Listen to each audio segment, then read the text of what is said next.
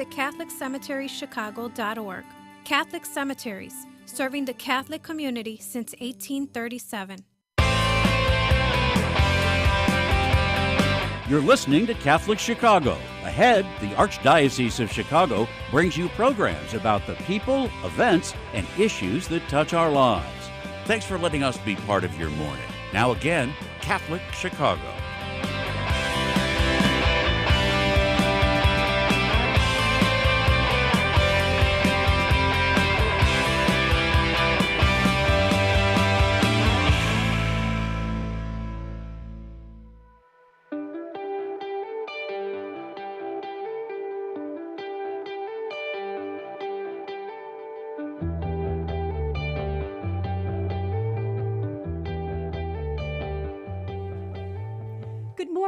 And welcome to the Voice of Charity. I'm Katie Bredemann, and I'm in the studio today here with Phil Zepeda, Catholic Charities Vice President of Communications. Good morning, Phil. Hey, good morning, Katie. It's great to be back here with you again. Absolutely. We extend a warm hello to all who are listening on WNDZ 750 AM here in Chicago, and all who are watching our live stream on YouTube and Facebook at Catholic Chicago. As we all know, the COVID-19 pandemic caused every organization around the world to pivot in a variety of ways to keep its goals on track, while many employees adjusted to working part-time or full-time from home. And that certainly hit home at Catholic Charities, Katie. Our frontline employees heroically kept coming to work each day to ensure that clients get the help that they need and that they needed. Other employees followed guidelines that were set forth by their supervisors about coming into work. And today, all of our service areas continue to unite employees in our offices and by Zoom in the most effective way they possibly can, with the knowledge that COVID-19 really isn't going away anytime that soon. We're seeing a spike again now. But against all this, last fall, Catholic Charities started a fantastic series of monthly employee gatherings to ensure that employees stayed connected to one another, right? That they had that relationship, despite the challenges that the pandemic brought to the ways that we work together. And it was so important and so novel, we thought it was a great idea to have it as a topic for the Voice of Charity. So here to tell us more about this initiative is our colleague, right in communications, Ed Leiser, Catholic Charities Manager of Employee Communications. Good morning, Ed. Good morning, Phil and Katie. How are you? Good to see you guys. It's great to have you here with us. Thank you so much for joining us this morning. Good morning, Ed. Happy to be here. So can you tell us a little bit about how the idea for the employee gatherings came about? Definitely. So Ann Gerlecki, of course, Ann's on our team in communications. Ann Gerlecki and Stephanie Johnson, they kind of came up with the idea last summer, in 2021. And, like you mentioned earlier, it was kind of a way to combat the isolation that many employees were feeling while working from home, not seeing their coworkers every day and every week. And so we began this process to really build this community. And so I do give a lot of credit to Ann and Stephanie for their guidance. And so now 6.5 months in to the process, we're up and running. And we've had one a month with one more scheduled this coming Thursday on May 12th. And it's off and running. So we're very excited about this whole program, and we've seen some good results. And how many employees are involved in total? We should share that with our audience. That it's not a logistical nightmare, but a logistical challenge to coordinate this all, right? Well, it feels like a logistical nightmare when you're trying to order hot coffee for 1,200 some employees, Katie. But there are 1,200 employees and change here at Catholic Charities, and every employee has a community gathering home. And that was no easy task. And so, again, I give credit to Stephanie and Ann, who really began that process to find these departments and these service areas and these regions and really map this whole thing out. But it's quite a big number, and we're very proud that everyone has a home. So, Ed, much like a White House press briefing, I've got a question and a follow-up. So you said these started last September. So what's the frequency? How often are these held? My second question is, on a regular basis, what are your goals for each of these gatherings? Sure. So they're held once a month, and they rotate between in-person or virtual. And so we've held 6 so far. We've held 4 virtual, and 2 have been in person. The one this coming Thursday, May 12th, will also be virtual. And as you mentioned, Phil and Katie, with the constant variation of Omicron and of COVID-19 cases, we have had to pivot and we make adjustments as needed based on what the data and the stats tell us about gathering safely in person versus virtual. And the goals are really to build that community, create that inclusion. Again, like I mentioned earlier, employees who might feel disconnected to their work or not knowing what's going on at the agency. This helped kind of build some of that camaraderie and that teamwork a little bit. Other goals are communicating what's going on with our organization to all of our employees. There's been a number of great new initiatives and new programs that have been launched and are being launched. This serves as a monthly communications vehicle to sort of tell everybody in the organization what's going on and all of the key changes that they need to know about. And then we also gather feedback, and that's probably a third important goal. Gathering feedback from our employees and hearing from them what's going on that they really enjoy, and maybe what areas we can reinforce and build upon. If there's anything that we're weak on, we learn from them directly.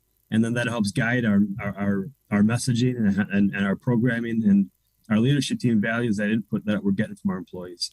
So those are some of the main goals that we're trying to accomplish here. And so, Ed, with those 1,200 employees that we talked about a little bit earlier, how did you go about organizing the groups that each one would be assigned to, across our many locations and sites throughout Cook and Lake counties? And I know that one of the goals was to kind of mix it up and put people from different service areas together, correct? Without a doubt, Katie. Yeah, one of the goals was to mix and match people that are in different departments or different programs and have them meet one another for the first time in many cases. So it began by looking at work buildings and work locations and service areas, and from there it really started to dig into where do you work and how can we meet other coworkers. And what we're finding out is they're meeting people sometimes for the first time in their own building.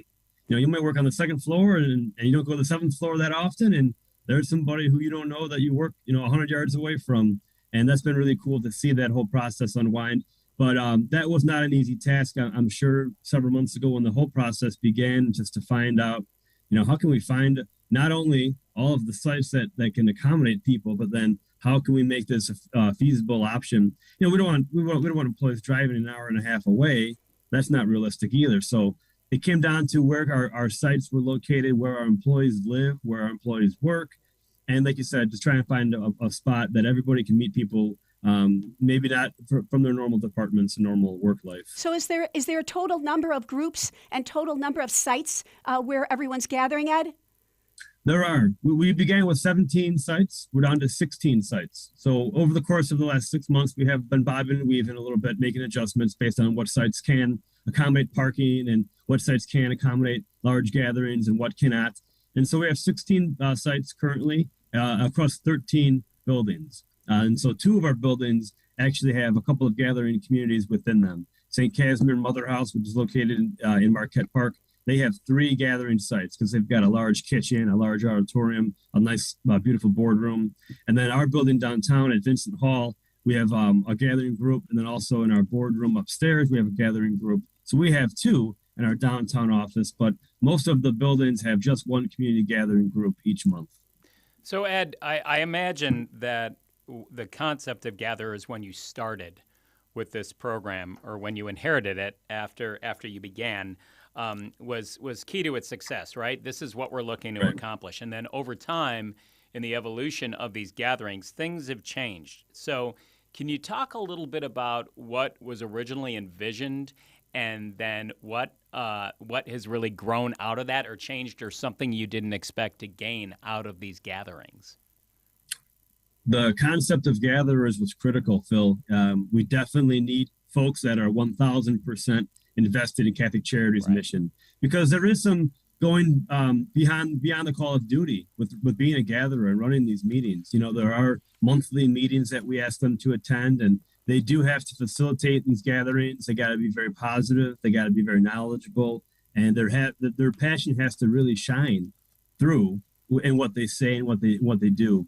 And so we recruited gatherers from all over the Cook and Lake County regions. Every department, every service area, folks were asked to be gatherers. Some had been there for 10, 15, 20 years. Others were in their first, second, and third year. but it all comes down to their personality, their teamwork, their mission-driven attitude, and they really do drive these. We prepare content, but then we give the gatherers the playbook, and they coach the team, so to speak, and they really do a great job running these. Again, it's not an easy task. We ask a lot out of them. Phil, from your role as gatherer as well, there are some things that we ask them to do outside the 9 to 5 traditional workday that and they've been so awesome to work with. They've become something that we so look forward to talking to and learning from, and they have great insights as well on how we should be guiding our gatherings going forward. So one of the surprises that I've enjoyed is how smart, how intelligent they are, and how they're willing to do so much for these gatherings to succeed. It's almost like they're hosting their own Voice of Charity radio show. Week over week. I think you're right. And this is such a great team building initiative to talk about, and we're so glad you're here on the Voice of Charity to discuss. If you'll please bear with us, we're going to take a quick break here on the Voice of Charity, and when we return, we're going to continue our conversation with our colleague Ed Leiser about Catholic Charities employee gatherings. Please stay tuned.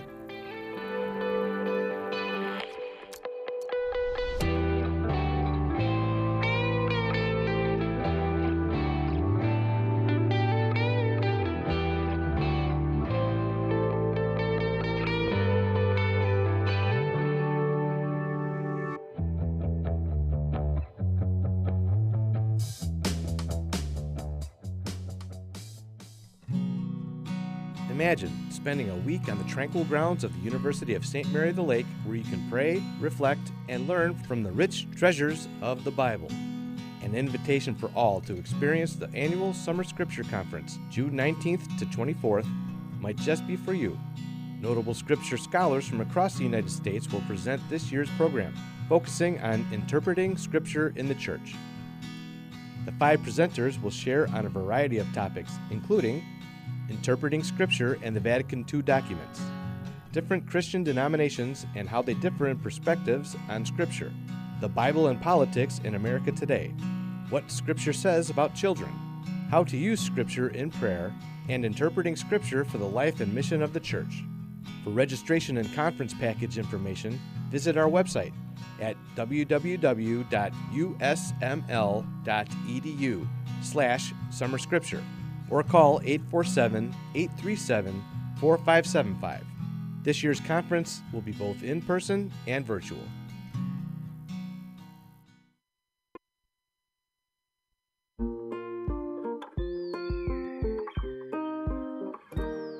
I feel special. I feel great. I got good grades.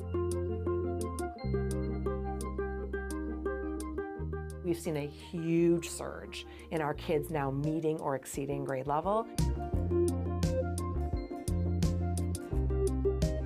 Come check us out. You may have never thought we were an option before.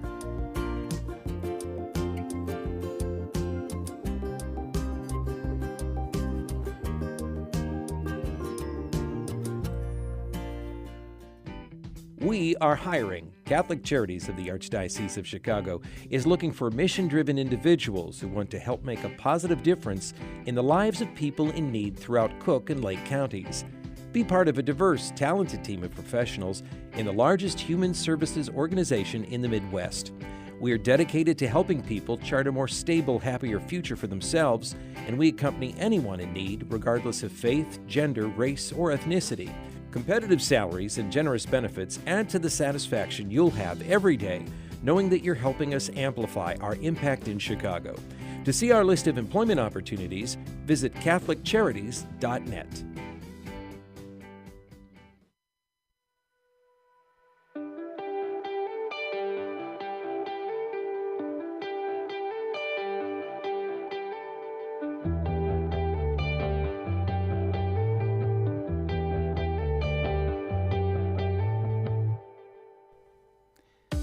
Hey, welcome back, everybody. Welcome back to the Voice of Charity. I'm Phil Zepeda. I'm joined here by my colleague, Katie Bredemann. And we have our special guest, Ed Leiser, who's the manager of internal communications at Catholic Charities. Before we get back to Ed with our next question, we extend again a warm welcome to everybody listening on WNDZ 750 AM in Chicago and those watching on our live stream on YouTube and Facebook at Catholic Chicago. So, Katie, you're up with the next question. Ed, I know when the employees' gatherings began, it was about socialization and reconnecting with everybody in person or on Zoom, as you said. But you also use this opportunity to share some of the most important operational updates. Sally Blount was on these. Our President and Chief Executive Officer, Sally Blount, and our Chief of Staff, Ann Grelecki, were also on the employee gatherings to share these key operational updates. Can you share what some of those were? Oh, sure, of course. Like I mentioned earlier, these serve as a very important monthly commercial for all of us in the organization. And we've had some really awesome things happening in the last few months. Number one, we had a new logo launched a few months ago, and these community gatherings gave us a chance to not just say, hey, here's the new logo, use it. It gave us a chance to give the background of the new logo and describe the cruciform and describe where the logo is going and how that relates to where we're going as an organization, and give them that history and that dynamic vision that we installed. It also has been very helpful as COVID-19 has been top of mind for so many people across the organization. It gives us that chance to give updates on COVID-19 testing, protocols, how we're doing things going forward. A few months ago, we had the at-home test kits that we delivered to all of our employees. Right. We were able to describe that plan of how we're all going to administer getting COVID tests sent to the homes of our employees. So those are some good examples right there. Our wellness program that we launched in February, we also talk about that at community gatherings, and we tell our employees that we care about their well-being, their health, their happiness, and the wellness program that's been so successful over the past years has been relaunched, and that gives us a chance to again describe that in greater detail and see the value of that for our employees and showing that we care for them and who they are. So, Ed, one of the things that I find fascinating about the employee gatherings, among all the things, is obviously the shared commitment to clients, right? That this great staff has, and again, it's one of the largest human service agencies in the Midwest and notably in the country. But then that commitment that's expressed to the mission by Catholic Charities staff in all programs, in all service areas, from the frontline staff to the administration. But employees are really excited, and you talked about this a little, to get to know more about the people outside of their department to enjoy that fellowship. Talk a little bit more about that and dig into that with us, because that's one of those things that's hard to get your arms around unless you hear it through the storytelling of participants. It's unbelievable. I mentioned earlier, but when folks actually meet people for the first time, but they work in the same building, it's kind of crazy, but that's what has happened over the last 2 years with a working from home model that so many of us have enjoyed or experienced, is that you don't see everybody in the building every single day. And if you're a newer employee and you started in the pandemic, you might not know some of the veterans that have been there for 5 and 10, right. 15 years. So there's a lot of that meeting for the first time, but it also has been very helpful to learn about how can I refer a client to a program that maybe I knew nothing about. You might be in childcare focused, and you might not know that we have all the senior care services that we do. And when you network with our fellow employees and our fellow coworkers, you might learn a couple of things about all the areas that Catholic Charities has influence in, right, across all walks of life, from beginning all the way through end. And it's been very helpful to learn about the chances for referring clients to different programs. And also just to talk about best practices and learn some tips of the trade. Our coworkers meet and they talk and they realize that, they have the same issues or the same strengths and the same common themes. And they might decide, wow, I can do that differently because their program's doing it differently this way and they've had success. And we feel that there's a lot of that kind of insider knowledge that we're all sharing with one another to make ourselves better at our jobs. And when we're better at our jobs, our clients will benefit across the organization. So a lot of great positives there. And Ed, by attending these sessions, I know that another goal is to make sure that all employees know that their opinion is welcome on an ongoing basis. And you've just shared some, great best practices that people have shared. But can we ask you, what other kind of feedback have you gotten from employees from these employee gatherings that's been, helpful in internal communications?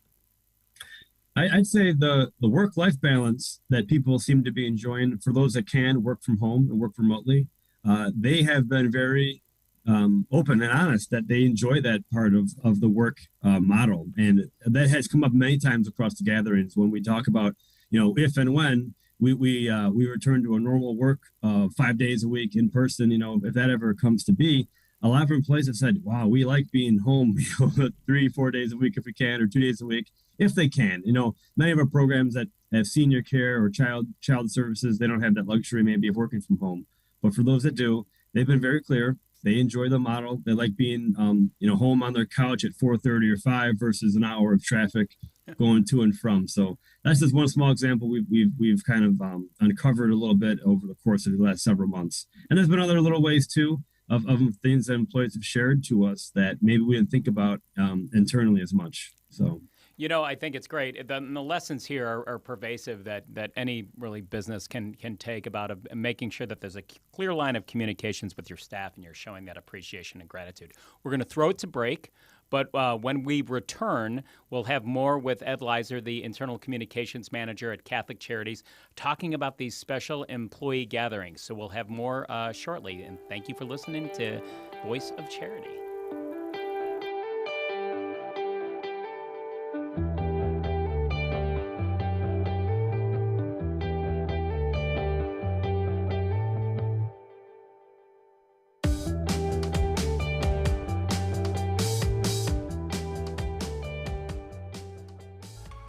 Did you know that Catholic Charities accepts car donations? If you're ready to free up space in your garage and put a stop to all those expenses that go along with owning a car, we will gratefully accept your donation, whether the car is running or not. You choose a pickup time that is convenient for you, and we will make the donation as easy as possible, free of charge. You'll receive a charitable donation receipt as well. We accept all types of vehicles nationwide, and you will know that your donation is made to Catholic Charities, an agency you can trust. To learn more about donating your car, call 877-786-4483. That's 877-786-4483. Thank you.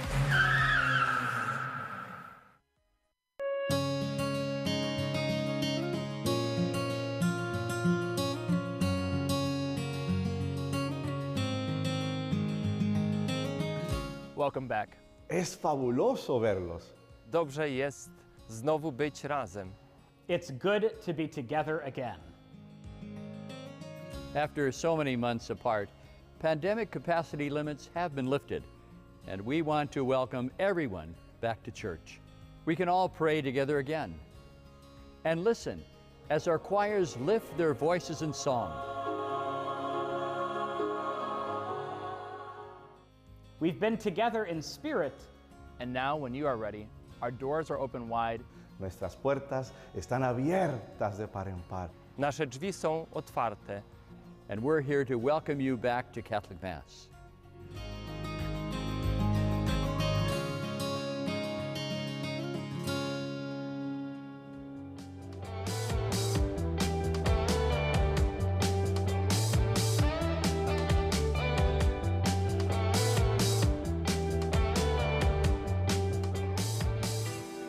Welcome back to the Voice of Charity. I'm Phil Zepeda here with my colleague Katie Bredemann. We're talking to Ed Leiser, the Internal Communications Manager at Catholic Charities, and the employee gatherings that Ed is responsible for managing inside the organization. Ed, welcome back.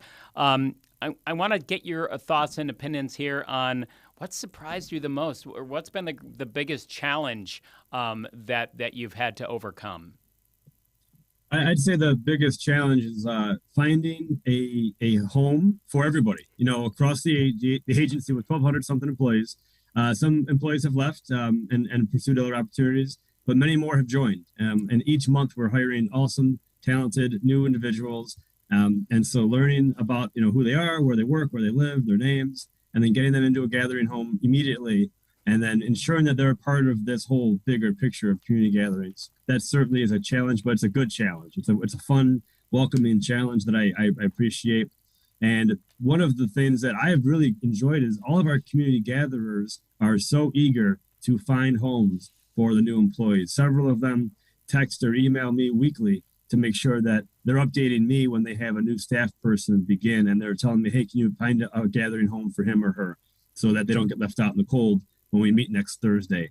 So they're doing such a wonderful job of communicating that with me that it becomes very easy on my part to find them a home and slot them in. But that's been something I really enjoyed, is getting the new home for everybody. Also, Ed, you wrote a terrific article in the latest issue of Teenager News, the May-June issue that people can find at teenagernews.org. You wrote a great article talking about the positive impact that these employee gatherings have been having across the organization. Can you share what some of those positive impacts have been across Catholic Charities? It's been something that everyone seems to be looking forward to, and that was one of the goals, like I mentioned a few moments ago, but the chance to have everybody learn the same information at the same time across the organization, anything that's new or impactful that might, impact their daily work. That's been something that we've been able to communicate at the same time across the board to all 1,200 employees. That camaraderie building, that team building, that's been so critical for all of our employees in this climate of COVID-19 and working in a pandemic. I appreciate when people say that they look forward to it. They love the Thursday morning. It's a chance to kind of break out of the monotonous routine a little bit, that Thursday morning once a month. It's been very positive, like I said. Learning about referring clients to different programs is also such a huge takeaway that I know our clients are benefiting from, as well as all of us who work here as well. Ed, before we close the program, one last question. We'd appreciate a brief answer. What's your hopes for the gatherings moving forward, and what are you hoping for yourself and the takeaways from employees that participate? I would say continue to do what we're doing and strengthen, of course, and improve where needed, make the tweaks needed as we see them. We want to continue to make them fun and worthwhile. We have fun icebreaker activities each week or each month, rather. We want to continue to do that. Make sure that this is a fun, kind of a lighter atmosphere. We don't want it to be too content heavy and too, information heavy. Make sure this is a fun experience for our employees and continue to build upon that each month. They've gotten a lot better since we began until here we are now on May 10th, and they'll continue to get better each and every month with our great talented team of gatherers. So great. Well, Ed, thank you so much for being on Voice of Charities today. We are thrilled to have had you join us and talk about these employee gatherings. And thank you for all the work that you've done in making these really special opportunities for everyone. I know folks are taking a lot away from that. The employee opportunities, as Ed mentioned, are these employee gatherings are opportunities for employees to grow their friendships across Catholic Charities and improve our work for clients, right? That's what's really important. And their knowledge of what more of their colleagues do helps engender that great service to the people we serve. So congratulations on everything that you've already accomplished and everything coming your way and our way, I guess, in the future. We also wanted to remind everybody that we're still in the midst of our Mother's Day campaign at Catholic Charities. Many of our programs and services help mothers in need who are at all stages of their life in the seasons of motherhood. Please consider supporting them through our Catholic Charities Mother's Day Appeal. And you can do that by visiting CatholicCharities.net to make your donation to this vital campaign today. You are so right, Phil. The Mother's Day campaign is going on through the end of this month, and we invite everyone to honor their own mother, living or deceased, with a donation to this very special collection. And Ed, I echo Phil's sentiment. We admire all that you and Ann Gerlecki have done to unite staff members across Catholic Charities. We look forward to having you back on the show to keep us updated as these employee gatherings grow. I see on our floor how hard you work at it every month, and we just admire you. And as I agree with Phil, we congratulate you on this terrific initiative. We also invite everyone back again next week for another edition of The Voice of Charity. For now, this is Katie Bredemann with Phil Zepeda, and we thank you for tuning in and believing in the mission of Catholic Charities.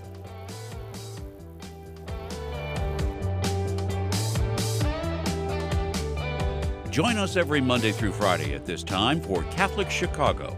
You can stream our programs live or listen to past programs by visiting our website, archchicago.org, and clicking on Radio TV.